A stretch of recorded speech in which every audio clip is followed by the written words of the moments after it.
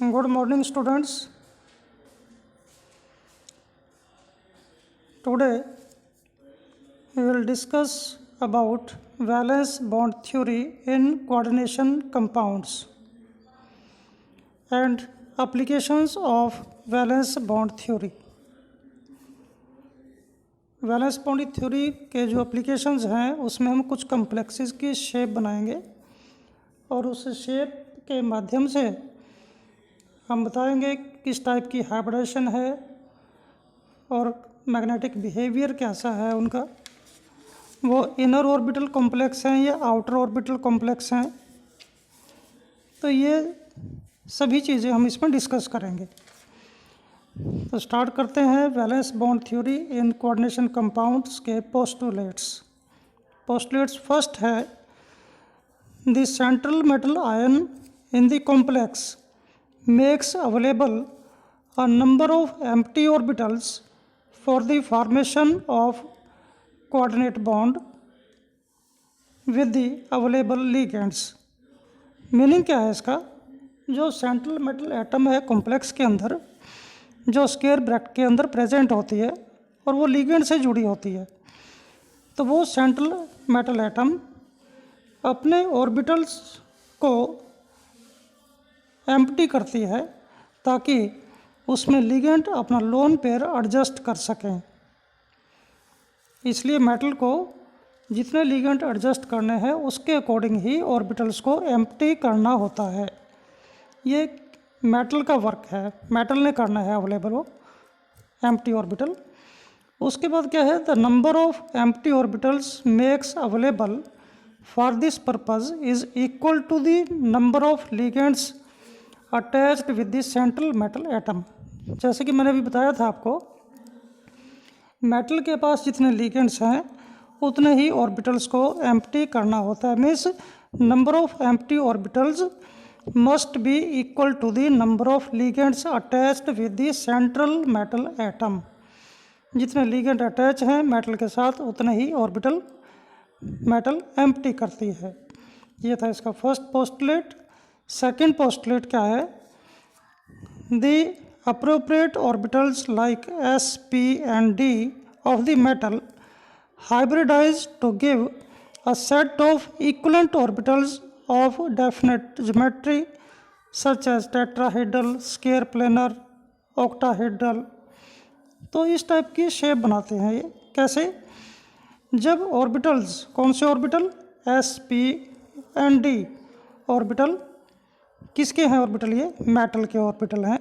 Metal के जब S, P और डी ऑर्बिटल्स हाइब्रिडाइज करते हैं तो उससे क्या मिलता है? इससे इक्विवेलेंट ऑर्बिटल मिलते हैं जिनकी डेफिनेट ज्योमेट्री है। और ज्योमेट्री कैसी हो सकती है? टेट्राहेड्रल भी हो सकती है, स्क्वायर प्लेनर भी हो सकती है, ऑक्टाहेड्रल भी हो सकती है। क्लियर? एग्जांपल दे रहा हूँ आपको। इसमें है कोऑर्डिनेशन नंबर अगर 4 है तो उसकी हाइब्रिडेशन कैसी होगी? sp3 होगी। और शेप कैसी होगी? टेट्राहेड्रल शेप होगी। कोऑर्डिनेशन नंबर 4 है तो टेट्राहेड्रल शेप होती है। सिमिलरली अगर कोऑर्डिनेशन नंबर 4 है तो इसमें हाइब्रिडेशन चेंज भी हो सकती है, dsp2। इसमें शेप टेट्राहेड्रल ना हो के स्क्वायर प्लेनर शेप बन जाती है। अगर कोऑर्डिनेशन नंबर 6 है तो उसकी हाइब्रिडेशन d2sp3 हो सकती है, उसमें ऑक्टाहेड्रल शेप होगी। ऐसे ही कोऑर्डिनेशन नंबर 6 है तो उसकी हाइब्रिडेशन sp3d2 भी हो सकती है। एक में d ऑर्बिटल पहले लिखा हुआ है, एक में d ऑर्बिटल लास्ट में लिखा हुआ है। तो जिसमें d पहले लिखा हुआ है वो इनर ऑर्बिटल कॉम्प्लेक्स होता है, जिसमें d बाद में लिखा हुआ है वो आउटर ऑर्बिटल कॉम्प्लेक्स होता है। दोनों की शेप एक जैसी है, ऑक्टाहेड्रल। अगर कोऑर्डिनेशन नंबर 5 है तो उसकी हाइब्रिडेशन dsp3 होगी और शेप होगी ट्राइगनल बाईपिरामिडल। तो ये था सेकंड पोस्टुलेट। इसके बाद थर्ड पोस्टुलेट है D orbital involved in the hybridisation may be either inner orbital, inner D orbital that is n-1d or outer d orbital that is nd। जैसे कि मैंने सेकंड पोस्टुलेट में बताया आपको, अगर डी ऑर्बिटल पहले लिखा है तो वो इनर डी ऑर्बिटल होता है, और अगर डी बाद में लिखा है तो आउटर ऑर्बिटल होता है। तो इसी के बेस पे इनर ऑर्बिटल कॉम्प्लेक्स और आउटर ऑर्बिटल कॉम्प्लेक्स भी क्लासीफाई किए जाते हैं। इसके बाद है number fourth postulate, each ligand has at least one orbital containing a lone pair of electron. हर एक लिगेंड के पास कम से कम एक ऑर्बिटल ऐसा होता है जिसमें लोन पेयर इलेक्ट्रॉन का प्रेजेंट हो, क्योंकि लिगेंड जब एम्प्टी ऑर्बिटल में जाएगा, अपने इलेक्ट्रॉन डोनेट करेगा, तो मेटल के साथ कोऑर्डिनेट बॉन्ड की फॉर्मेशन करेगा। तो इसलिए हर एक लिगेंड के पास कम से कम वन लोन पेयर इलेक्ट्रॉन का होना चाहिए उसके ऑर्बिटल के अंदर। तो नेक्स्ट पोस्टुलेट है number 5, the empty orbital of metal overlap with filled orbital of ligand to form metal ligand coordinate bond. जो एम्प्टी ऑर्बिटल है मेटल का, वो लिगेंड के फील्ड ऑर्बिटल से ओवरलैप करता है, क्योंकि लिगेंड के पास लोन पेयर इलेक्ट्रॉन का है, उसका ऑर्बिटल तो फुली फील्ड है। तो वो लिगेंड इलेक्ट्रॉन किसको देगा? एम्प्टी ऑर्बिटल में मेटल को देगा, तभी इनकी ओवरलैपिंग होगी, और ओवरलैपिंग से मेटल और लिगेंड के बीच में कोऑर्डिनेट बॉन्ड की फॉर्मेशन होगी। तो ये थे postulate of valence bond theory. अब इन्हीं पोस्टुलेट को हम यूज़ करके वैलेंस बॉन्ड थ्योरी की एप्लीकेशन करेंगे। मीन्स कॉम्प्लेक्स कंपाउंड्स की, कोऑर्डिनेशन कंपाउंड की प्रॉपर्टीज़ को शो करेंगे। वो कंपाउंड, उस कंपाउंड की शेप कैसी है, उसकी हाइब्रिडेशन क्या है, उसका मैग्नेटिक बिहेवियर कैसा है, वो इनर ऑर्बिटल है या आउटर ऑर्बिटल है, ये सभी प्रॉपर्टीज़ में हम डिस्कस करेंगे।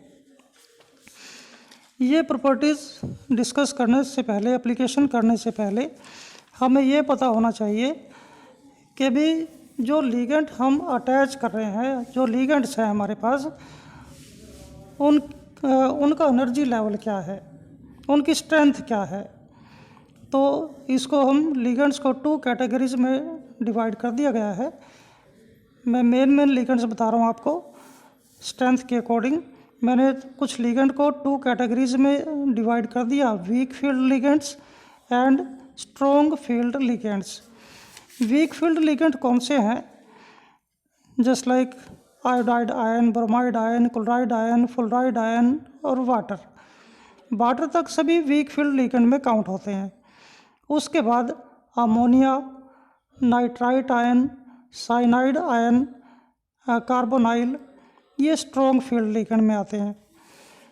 तो वीक फील्ड लिगेंड ज़्यादातर इनर ऑर्बिटल कॉम्प्लेक्स बनाते हैं, और strong field ligand outer orbital complex बनाते हैं इन जनरल। तो वीक फील्ड लिगेंड कौन से हैं? सभी हेलोजन आ गए इसमें, और साथ में वाटर, ये वीक फील्ड लिगेंड में आएंगे, सभी हेलोजन्स और वाटर। दूसरी तरफ ammonia, nitrite ion, cyanide ion, carbonyl, ये सभी स्ट्रॉन्ग फील्ड लिगेंड में आते हैं। केवल याद रखना आप, वाटर और हेलोजन ये वीक फील्ड लिगेंड में है। तो अब स्टार्ट करेंगे एप्लीकेशंस। फर्स्ट है दैट इज़ कॉम्प्लेक्स है CrNH3 6, और पूरे के ऊपर चार्ज है 3 पॉजिटिव। इसका नेम है, नेमिंग मैंने कल भी भेजा था आपके पास नेमिंग के लिए ट्राई करने के लिए। कुछ कॉम्प्लेक्सेस का मैंने फार्मूले भेजे थे, शायद आपने किए भी होंगे। तो जो कॉम्प्लेक्स है CrNH3 होल चार्ज +3, इसका नेम है हेक्सामाइन क्रोमियम 3 आयन, ये कॉम्प्लेक्स है। अब सबसे पहले हम क्या करेंगे इसका प्रॉपर्टी शो करने के लिए, सबसे पहले क्रोमियम का एटॉमिक नंबर आपको पता हो।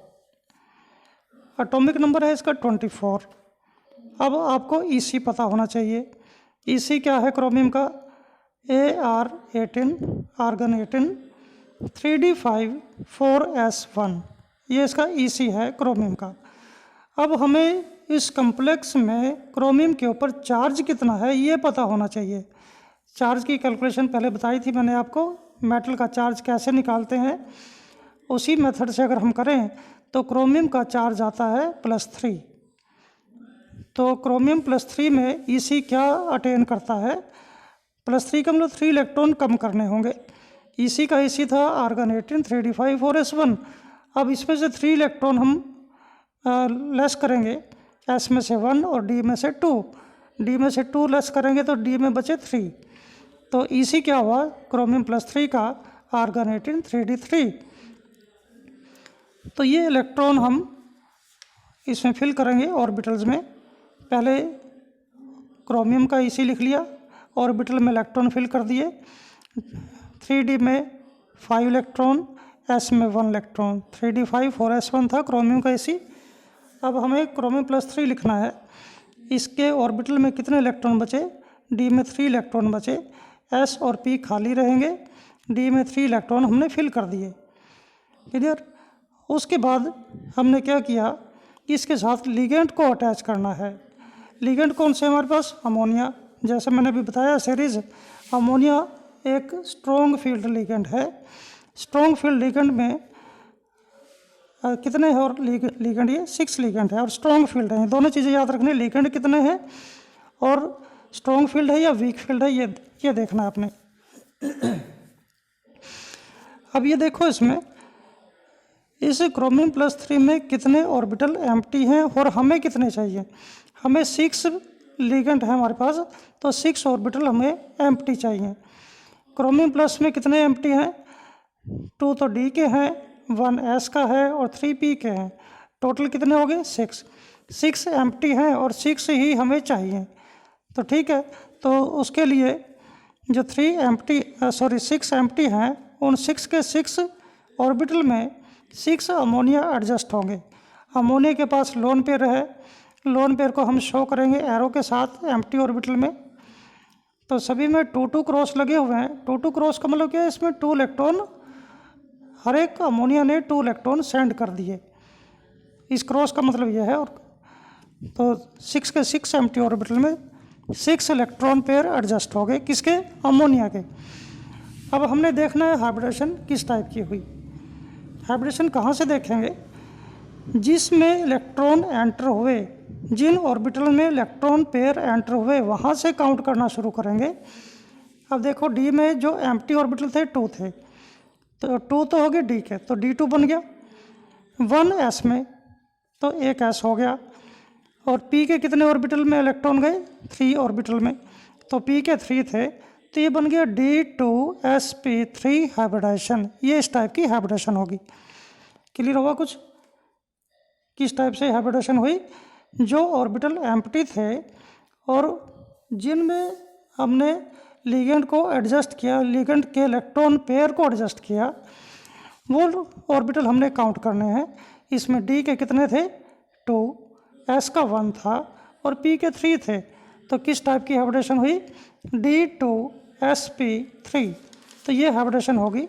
अब हम इसकी प्रॉपर्टीज़ को देखेंगे। प्रॉपर्टीज़ क्या हैं, कैसे पता चलेगा प्रॉपर्टीज़ का। अब तो ये फर्स्ट प्रॉपर्टी तो मैंने बता दी आपको, हाइब्रिडेशन कौन सी हाइब्रिडेशन, D2sp3। सेकेंड प्रॉपर्टी क्या है, शेप। टोटल ऑर्बिटल काउंट करो जिसमें इलेक्ट्रॉन एंटर हुए हैं। टोटल हो गए डी के 2, एस का 1, पी के 3, टोटल कितने हो गए 6। अगर 6 ऑर्बिटल यूज़ हो रहे हैं तो शेप बन जाती है ऑक्टाहेड्रल। थर्ड प्रॉपर्टी है मैग्नेटिक बिहेवियर। अगर हमारे पास एक भी इलेक्ट्रॉन अनपेयर्ड है, हमने सारे ऑर्बिटल देखने हैं, वो नहीं केवल जिसमें इलेक्ट्रॉन पेयर एडजस्ट हुए, हमें सारे ऑर्बिटल देखने हैं, किसी में इलेक्ट्रॉन अनपेयर्ड है क्या। अब इसमें 3 अनपेयर्ड हैं डी में, तो अनपेयर्ड अगर एक भी है तब भी पैरामैग्नेटिक होगा, अगर एक से ज़्यादा है तब भी पैरामैग्नेटिक होगा। अगर सारे इलेक्ट्रॉन पेयर्ड स्टेट में हों तो डायामैग्नेटिक होगा। अब इस कॉम्प्लेक्स में हमारे पास डी में 3 ऑर्बिटल ऐसे हैं जो जिसमें इलेक्ट्रॉन अनपेयर्ड है।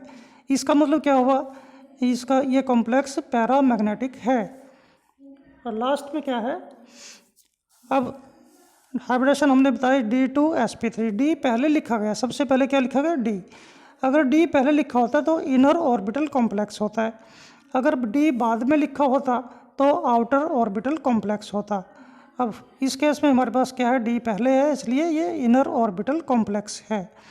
तो ये फर्स्ट था एग्जाम्पल इसका एप्लीकेशन में। अब सेकंड एग्जाम्पल है CONH3 3 पॉजिटिव चार्ज, इसका नेम है हेक्सामाइन कोबाल्ट 3 आयन।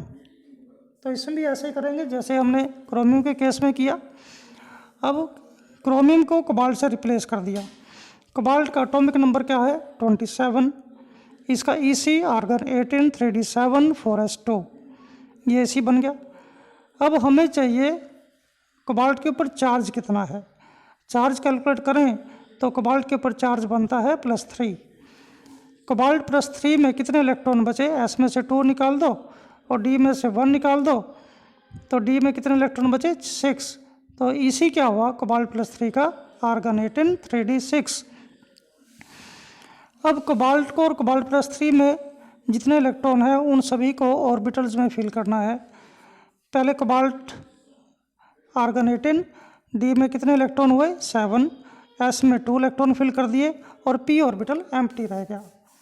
अब हमें चाहिए कोबाल्ट +3, अब आर्गन 18 सेम रहेगा, S के 2 इलेक्ट्रॉन चले गए, D में केवल 6 बचे, तो D में हमने 6 इलेक्ट्रॉन फिल कर दिए ऑर्बिटल्स के अंदर। अब हमने कोबाल्ट +3 के साथ कितने लिगेंड को अटैच करना है 6 लिगेंड को, तो हमारे पास 6 ऑर्बिटल एम्प्टी होने चाहिए। अभी एम्प्टी हैं कितने हमारे पास कोबाल्ट +3 में, 1 S का है और 3 P के हैं, तो टोटल कितने हो गए 4, और हमें चाहिए कितने 6, क्योंकि 6 लिगेंड है। 6 लिगेंड के लिए 6 ऑर्बिटल एम्प्टी होने चाहिए। तो एम्प्टी कैसे होंगे, जो लिगेंड हमारे पास हैं वो स्ट्रॉन्ग लिगेंड हैं, स्ट्रॉन्ग फील्ड लिगेंड है, अमोनिया स्ट्रॉन्ग फील्ड लिगेंड में आता है। तो ये लिगेंड इलेक्ट्रॉन की बैकवर्ड पेयरिंग करता है। बैकवर्ड पेयरिंग कैसे करेगा, जब D के पास D में 7 इलेक्ट्रॉन है तो जो लास्ट वाला इलेक्ट्रॉन है वो सेकंड ऑर्बिटल में ट्रांसफ़र होगा, जो सेकंड लास्ट है वो उससे पहले में ट्रांसफ़र होगा। तो इस तरह से सभी D के इलेक्ट्रॉन पेयर्ड स्टेट में आ गए। तो इस तरह से D के हमारे पास 2 ऑर्बिटल एम्प्टी हो गए। अब S का पहले से एम्प्टी था, P के 3 ऑर्बिटल पहले से एम्प्टी थे, ये टोटल बन गए 6 ऑर्बिटल जो एम्प्टी हैं। और इन एम्प्टी ऑर्बिटल में इलेक्ट्रॉन पेयर एडजस्ट होगा। कौन देगा इलेक्ट्रॉन पेयर, अमोनिया। 6 लिगेंड है अमोनिया के, तो हर एक अमोनिया के पास एक लोन पेयर इलेक्ट्रॉन का है, ये लोन पेयर उन एम्प्टी ऑर्बिटल में ट्रांसफ़र होगा। इससे क्या होगा, मेटल और लिगेंड के साथ कोऑर्डिनेट बॉन्ड की फॉर्मेशन होगी। अब इसमें कितने ऑर्बिटल यूज़ हुए, D के 2, S का 1 और P के 3, तो हाइब्रिडेशन क्या हुई D2sp3। क्लियर। अब इसी के बेस पे हम इस कॉम्प्लेक्स की प्रॉपर्टीज़ को डिस्कस करेंगे। फर्स्ट प्रॉपर्टी होती है हाइब्रिडेशन। हाइब्रिडेशन मैंने अभी बताई कौन सी हुई, D2sp3। सेकंड है शेप। जब इसमें टोटल ऑर्बिटल 6 हैं तो शेप कैसी हो जाएगी, ऑक्टाहेड्रल। थर्ड है प्रॉपर्टी मैग्नेटिक बिहेवियर। अब इसमें एक भी इलेक्ट्रॉन अनपेयर्ड स्टेट में नहीं है, सारे पेयर्ड स्टेट में है। अगर पेयर्ड स्टेट में है तो ये किस टाइप का बिहेवियर शो करेंगे, diamagnetic nature of complex. इसके बाद देखो D पहले लिखा हुआ है तो ये बन गया इनर ऑर्बिटल कॉम्प्लेक्स। तो ये था सेकंड एग्जांपल। इसके बाद है थर्ड एग्जांपल COF6, पूरे के ऊपर चार्ज है -3। एज़ यूजुअल इससे पहला जो एग्जांपल था उसमें कोबाल्ट था, कोबाल्ट का EC पता है आपको। कोबाल्ट का इसमें भी ऑक्सीडेशन स्टेट +3 है, तो कोबाल्ट +3 में कितने इलेक्ट्रॉन बचे 3d6। अब इन्हीं इलेक्ट्रॉन को हम ऑर्बिटल में फिल करेंगे जैसे पहले सेकंड एग्जांपल में करें, बिल्कुल सेम, कोई चेंज नहीं करना। अब हमारे पास कोबाल्ट +3 का EC सामने है जैसे पहले था सेकंड एग्जांपल में। इसी तरह से क्या करेंगे हमने पहले वाले में अमोनिया स्ट्रॉन्ग लिगेंड को अटैच किया था कोबाल्ट के साथ, इस केस में हमारे पास क्या है, फ्लोरीन के लिगेंड हैं, 6 लिगेंड है फ्लोरीन के। अब आपको पता है फ्लोरीन वीक फील्ड लिगेंड है। जब वीक फील्ड लिगेंड है फ्लोरीन, तो ये बैकवर्ड पेयरिंग नहीं करेगा। जब बैकवर्ड पेयरिंग नहीं करेगा तो फिर हमें तो 6 ऑर्बिटल एम्प्टी चाहिएंगे। तो एम्प्टी ऑर्बिटल कौन से यूज़ करेंगे? अब जो 4p के बाद d ऑर्बिटल हैं 5 एम्प्टी ऑर्बिटल, उन 5 ऑर्बिटल को यूज़ करेंगे, उनमें से यूज़ करेंगे। जो इनर डी है वो यूज़ नहीं कर सकते आप। क्यों? क्योंकि फ्लोरीन एक वीक फील्ड लिगेंड है, ये पेयरिंग नहीं कर सकता। जब पेयरिंग नहीं करेगा तो हम आउटर ऑर्बिटल यूज़ करेंगे, outer orbital D orbital use करेंगे। तो इससे क्या होगा, अब देखो S में हमें 6 चाहिए, पहले से हमारे पास S एम्प्टी है, P के 3 ऑर्बिटल एम्प्टी हैं, 3 और 1 4, हमें कितने और चाहिए? 2। तो 2 ऑर्बिटल कौन से यूज़ करेंगे? आउटर D ऑर्बिटल के यूज़ करेंगे। इस तरह से हमारे पास 6 ऑर्बिटल एम्प्टी हो गए। तो इन 6 के 6 ऑर्बिटल में हम फ्लोराइड आयन के पास जो इलेक्ट्रॉन पेयर है वो एडजस्ट करेंगे मेटल के एम्प्टी ऑर्बिटल में। फ्लोरीन का फुली फिल्ड ऑर्बिटल है और मेटल का एम्प्टी ऑर्बिटल है 6, तो 6 के 6 इलेक्ट्रॉन पेयर उन एम्प्टी ऑर्बिटल में एडजस्ट होंगे। इससे मेटल और लिगेंड के बीच में कोऑर्डिनेट बॉन्ड की फॉर्मेशन होगी। अब इसमें हाइब्रिडेशन क्या हुई, जिसमें इलेक्ट्रॉन पेयर एडजस्ट हुए, sp3d2, 1s का यूज़ हुआ, 3p के और लास्ट में d के 2 यूज़ हुए, तो हाइब्रिडेशन बन गई sp3d2। तो ये थी हाइब्रिडेशन। अब इसकी प्रॉपर्टी डिस्कस करेंगे। तो फर्स्ट प्रॉपर्टी हाइब्रिडेशन कौन सी है? sp3d2। शेप कैसी हुई? क्योंकि 6 ऑर्बिटल है, ऑक्टाहेड्रल शेप होगी। मैग्नेटिक बिहेवियर, इसमें इलेक्ट्रॉन अनपेयर्ड स्टेट में है तो पैरामैग्नेटिक हो गया। अब इसमें D बाद में यूज़ हुआ, आउटर D ऑर्बिटल कॉम्प्लेक्स कहेंगे हम, it is called outer orbital complex, और हाई स्पिन कॉम्प्लेक्स भी कह सकते हैं इसको। इसके बाद है फोर्थ एग्जाम्पल इसका, FeCN6 3 नेगेटिव। अब इसमें आयरन का एटॉमिक नंबर 26 होता है। इसका EC अगर हम देखें आर्गन 18 3d6 4s2 है। अब इसमें आयरन के ऊपर चार्ज कितना है वो कैलकुलेट करेंगे। इसको x मान के कैलकुलेट करें तो ये चार्ज आता है +3। तो आयरन +3 में कितने इलेक्ट्रॉन बचे? S में से 2 चले गए, D में से 1 चला गया, 3d 5 बचा। अब ये सभी इलेक्ट्रॉन ऑर्बिटल में एंटर करेंगे, पहले आयरन का और फिर Fe+3 फेरिक आयन का। फेरिक आयन में जैसा कि आपको दिखाई दे रहा है, इसमें एम्प्टी ऑर्बिटल 4 हैं और D में कितने हैं? 5 इलेक्ट्रॉन हैं, एम्प्टी 4 हैं। और हमें कितने चाहिए? लिगेंड के अकॉर्डिंग 6 साइनाइड आयन है, तो 6 लिगेंड हुए तो हमें 6 ऑर्बिटल एम्प्टी चाहिए। हमारे पास हैं कितने? 4। तो 2 और एम्प्टी कराने के लिए साइनाइड एक स्ट्रॉन्ग लिगेंड है, ये बैकवर्ड पेयरिंग करेगा। बैकवर्ड पेयरिंग करने से हमें कितने मिलेंगे? 2 एम्प्टी ऑर्बिटल मिल जाएंगे इसमें से। इलेक्ट्रॉन पेयरिंग स्टेट में कहाँ जाएंगे? फर्स्ट ऑर्बिटल में और सेकंड में। तो इस तरह से हमारे पास D में 2 एम्प्टी मिलेंगे और 1 एम्प्टी पहले था S में और 3 P में एम्प्टी थे, टोटल हो गए 6 एम्प्टी ऑर्बिटल। तो इन 6 के 6 में साइनाइड के पास जो लोन पेयर है वो लोन पेयर इस एम्प्टी ऑर्बिटल में एडजस्ट होगा। मेटल और लिगेंड के बीच में एक कोऑर्डिनेट बॉन्ड की फॉर्मेशन हो जाएगी। इस तरह से हमारे पास इसकी हाइब्रिडेशन हुई। पहले D के 2 हैं, फिर S के हैं, फिर P के 3 हैं। तो इसकी हाइब्रिडेशन हुई D2sp3। तो प्रॉपर्टीज़ क्या होंगी इसकी? इट इज़ हाई स्पिन इसकी हाइब्रिडेशन D2sp3, शेप ऑक्टाहेड्रल क्योंकि 6 लिगेंड है, और इसके बाद हम इसका मैग्नेटिक बिहेवियर, एक इलेक्ट्रॉन अनपेयर्ड स्टेट में है। मैंने बताया था पहले भी, अगर एक भी इलेक्ट्रॉन अनपेयर्ड स्टेट में हो तो वो पैरामैग्नेटिक कहा जाता है। इसके बाद ये इनर ऑर्बिटल कॉम्प्लेक्स है और लो स्पिन कॉम्प्लेक्स है। इनर ऑर्बिटल क्यों कहा? क्योंकि D पहले का यूज़ हुआ है, पहले D था उसको वो यूज़ किया गया। तो ये था इसका एग्जाम्पल नंबर 4। इसके बाद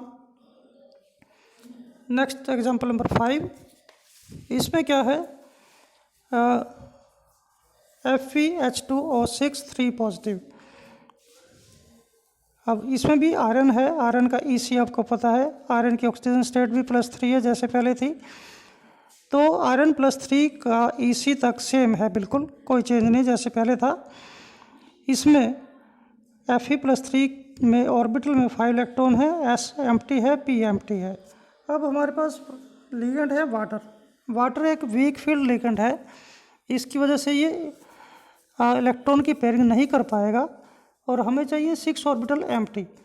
तो क्या करेगा ये मेटल, क्या करेगी, जो आउटर D है 4D है उसमें से 2 ऑर्बिटल यूज़ करेगा। तो 6 के 6 वाटर मॉलिक्यूल के पास जो इलेक्ट्रॉन पेयर है वो एम्प्टी ऑर्बिटल में ट्रांसफ़र होंगे, इससे मेटल और लिगेंड के बीच में बॉन्ड फॉर्मेशन होगी। तो इस तरह से हमारे पास आया sp3d2 हाइब्रिडेशन।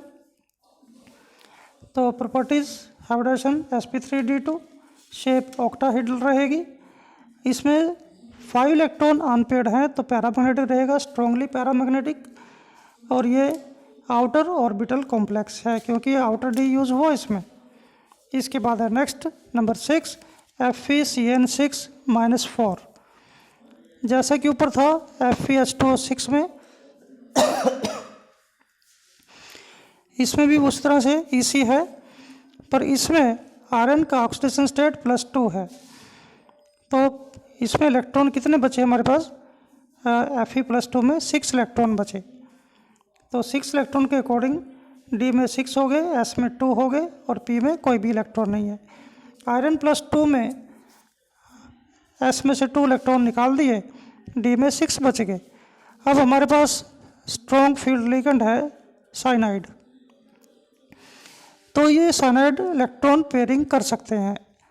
तो क्या होगा, जो लास्ट के 2 इलेक्ट्रॉन है उससे पहले वाले ऑर्बिटल में ट्रांसफ़र होंगे, पेयरिंग कर देंगे। हमारे पास 6 ऑर्बिटल एम्प्टी हो गए। इन 6 के 6 ऑर्बिटल में 6 साइनाइड आयन अपन इलेक्ट्रॉन डोनेट करेंगे और मेटल के साथ कोवेलेंट बॉन्ड की फॉर्मेशन करेंगे। तो इसकी हाइब्रिडेशन हुई D2sp3। तो इस तरह से प्रॉपर्टी है इसकी, हाइब्रिडेशन है D2sp3, shape octahedral, magnetic behaviour है डायमैग्नेटिक क्योंकि कोई भी इलेक्ट्रॉन अनपेयर्ड नहीं है, सभी पेयर्ड स्टेट में है। और क्योंकि D पहले यूज़ हुआ तो ये है इनर ऑर्बिटल कॉम्प्लेक्स और लो स्पिन कॉम्प्लेक्स। तो ये थे वो कॉम्प्लेक्स जिसमें लिगेंड 6 थे, ऑक्टाहेड्रल कॉम्प्लेक्स के एग्जाम्पल थे। अब है टेट्राहेड्रल में जिसमें कोऑर्डिनेशन नंबर 4 है। तो वो क्या है, फर्स्ट है NiCN4 होल चार्ज -2। अब इसमें निकल का एटॉमिक नंबर 28 है। निकल का EC आर्गन 18 3D8 4s2। निकल की ऑक्सीडेशन स्टेट अगर कैलकुलेट करें ये +2 आती है। तो +2 के अकॉर्डिंग इलेक्ट्रॉन कितने बचे, आर्गन 18 3D8। अब इन इलेक्ट्रॉन को ऑर्बिटल में फिल करेंगे। निकल D में कितने इलेक्ट्रॉन, 8, S में 2 और P ऑर्बिटल एम्प्टी रह गया। निकल +2 में 2 इलेक्ट्रॉन लेस कर दो S वाले, D में 8 बचे। अब हमने हमारे पास कितने ऑर्बिटल एम्प्टी चाहिए, लिगेंड कितने हैं, 4। हमें 4 ऑर्बिटल एम्प्टी चाहिए। आपको पता है साइनाइड एक स्ट्रॉन्ग फील्ड लिगेंड है, ये पेयरिंग करेगा। जब इलेक्ट्रॉन की पेयरिंग करेगा लास्ट वाला D का इलेक्ट्रॉन उससे पहले ऑर्बिटल में पेयरिंग कर लेता है। तो D में से एक ऑर्बिटल एम्प्टी हो गया और एक S का और 2 इसमें P के यूज़ करेंगे, एक P का ऑर्बिटल एम्प्टी रह जाएगा। क्योंकि 4 साइनाइड है तो 4 ऑर्बिटल ही हमें चाहिए। तो इलेक्ट्रॉन पेयर है जो साइनाइड के ऊपर, वो इलेक्ट्रॉन पेयर डोनेट करेंगे मेटल को ताकि कोवेलेंट बॉन्ड की फॉर्मेशन करे। तो इस तरह से हाइब्रिडेशन क्या हुई, DsP2 हाइब्रिडेशन हुई। और इसकी शेप कैसी होगी, स्क्वायर प्लेनर। अगर sp3 होता तो टेट्राहेड्रल होती, ये है DsP2 तो स्क्वायर प्लेनर शेप होगी। इसमें इलेक्ट्रॉन कोई भी अनपेयर्ड नहीं है इसलिए डायमैग्नेटिक है और इनर ऑर्बिटल कॉम्प्लेक्स है क्योंकि D इनर पहले वाला D यूज़ हुआ। इसके बाद है जो निकल टेट्रासाइनोनिकलेट है, ये इसमें इलेक्ट्रॉन पेयरिंग करें या ना करें, तो इसमें 2 स्टेजेस हैं। पहले से 4 एम्प्टी थे ऑर्बिटल, पर हमने क्या किया, पेयरिंग की। तो एज पर साइंटिस्ट जो पैरामैग्नेटिक है, ये दोनों टाइप के वेव शो करता है, पैरामैग्नेटिक और डायमैग्नेटिक। पर एक्सपेरिमेंटल स्टडीज़ के बेस पे साइंटिस्ट ने क्या कहा, जो डायमैग्नेटिक नेचर है कॉम्प्लेक्स की वो ज़्यादा स्टेबल है, इसलिए इलेक्ट्रॉन पेयरिंग वाला जो स्ट्रक्चर बना, जो शेप बनी, वो स्टेबल है, वही हमने करना है। इसके बाद है निकल NiCl4 2 नेगेटिव टेट्रा क्लोराइडो निकलेट +2। तो ये कॉम्प्लेक्स है। निकल जैसे पहले था वही सेम 3d8 4s2 निकल +2 3d8, यहाँ तक सेम है जैसे पहले किया। अब हमारे पास है weak field ligand. Weak field ligand pairing नहीं कर सकते, तो इसमें हम पेयरिंग नहीं करेंगे। हमारे पास पहले से ही 4 एम्प्टी हैं, तो 4 के 4 में ये chloride ion electron pair donate करेंगे, मेटल के साथ कोऑर्डिनेट बॉन्ड की फॉर्मेशन करेंगे, तो इससे हाइब्रिडेशन हुई sp3। तो हाइब्रिडेशन sp3 और शेप होगी इसकी टेट्राहेड्रल। dsp2 में स्केयर प्लेनर थी, पर sp3 में टेट्राहेड्रल है, और ये है पैरामैग्नेटिक इन नेचर, क्योंकि अनपेड इलेक्ट्रॉन प्रेजेंट हैं इसके पास। इसी तरह से हम करेंगे NiCO4 टेट्रा कार्बोनाइल निकल 0 कॉम्प्लेक्स। अब निकल का वही सेम ऑक्सीडेशन स्टेट सेम है, तो इसमें निकल की ऑक्सीजन स्टेट 0 है। निकल एज यूजुअल इसका EC है 3d8 4s2। निकल का ऑक्सीजन स्टेट इसमें 0 है, इसलिए निकल एज सच यूज़ करेंगे। अब इसमें हमारे पास P में 3 ऑर्बिटल एम्प्टी हैं, और हमें चाहिए 4 एम्प्टी, क्योंकि CO कार्बोनाइल 4 लिगेंड है हमारे पास, तो 4 ऑर्बिटल एम्प्टी होने चाहिए। तो क्या करेंगे, इससे जो S में 2 इलेक्ट्रॉन है, इसमें से एक इलेक्ट्रॉन D के सेकंड लास्ट में जाएगा, और ये इलेक्ट्रॉन लास्ट वाले ऑर्बिटल में चला जाएगा, D के लास्ट वाले में। इस तरह से हमारे पास एक S का एम्प्टी हो गया और 4 एम्प्टी हो गए P के। तो इस तरह से हमारे 4 ऑर्बिटल एम्प्टी हो गए। तो इन 4 लिगेंड्स में 4 एम्प्टी ऑर्बिटल में 4 कार्बोनाइल लिगेंड एडजस्ट होंगे by taking electron pair to the metal. तो इन दोनों के बीच में कोऑर्डिनेट बॉन्ड की फॉर्मेशन होगी, और हाइब्रिडेशन होगी sp3, और शेप होगी टेट्राहेड्रल। सारे इलेक्ट्रॉन पेड स्टेट में है, डायमैग्नेटिक नेचर बन जाएगी। इसके बाद है वो कॉम्प्लेक्सेस जिनमें कोऑर्डिनेशन नंबर कितना है, 5 है। वो एक ही एग्जांपल है आपके सामने, FeCO5 पेंटा कार्बोनाइल आयरन 0 कॉम्प्लेक्स। इसमें भी आयरन का ऑक्सीडेशन स्टेट 0 है। आयरन का EC है 3d6 4s2। D में 6 इलेक्ट्रॉन ऑर्बिटल में, और S में 2 ऑर्बिटल, और P में कोई इलेक्ट्रॉन नहीं है। अब हमने अटैच करना है 5 लिगेंड्स। 5 लिगेंड कैसे होंगे, जब 5 ऑर्बिटल एम्प्टी होंगे तभी होंगे। S में हमारे पास 2 इलेक्ट्रॉन है, वो दोनों इलेक्ट्रॉन D में ट्रांसफ़र हो जाएंगे, और D में से एक इलेक्ट्रॉन उससे पहले वाले सेकंड लास्ट में पेयरिंग करेगा। तो इस तरह से हमारे पास टोटल ऑर्बिटल 5 एम्प्टी हो जाते हैं। एक D का एम्प्टी हो जाता है, एक S का, और 3 P के एम्प्टी हो जाते हैं। टोटल कितने हो गए एम्प्टी, टोटल 5 ऑर्बिटल एम्प्टी हो गए। इन 5 ऑर्बिटल में कार्बोनाइल का इलेक्ट्रॉन पेयर है वो ट्रांसफ़र होगा मेटल के एम्प्टी ऑर्बिटल में। इससे मेटल और कार्बोनाइल में कोऑर्डिनेट बॉन्ड की फॉर्मेशन होगी, और हाइब्रिडेशन क्या हुई, D का एक ऑर्बिटल यूज़ हुआ, S का 1 और P के 3, तो हाइब्रिडेशन क्या हुई, DsP3 हाइब्रिडेशन। और शेप कैसी होगी, ट्राइगोनल बाईपिरामिडल, क्योंकि 5 ऑर्बिटल हैं, 1 D का, 1 S का और 3 P के। ये बन गई ट्राइगोनल बाईपिरामिडल। और मैग्नेटिक बिहेवियर, क्योंकि सभी इलेक्ट्रॉन पेड स्टेट में, then complex is diamagnetic in nature. तो ये था एप्लीकेशंस, बहुत इंपॉर्टेंट है एग्ज़ाम में आते हैं इनमें से, इसलिए अच्छे से करना, इनको लिख के प्रैक्टिस करना। तो इसके बाद हम करेंगे इनर ऑर्बिटल कॉम्प्लेक्सेस और आउटर ऑर्बिटल कॉम्प्लेक्सेस, CFT। तो CFT शायद पहले किसी ने पूछी भी थी, CFT क्या होती है, तो कल हम करेंगे CFT। Thank you.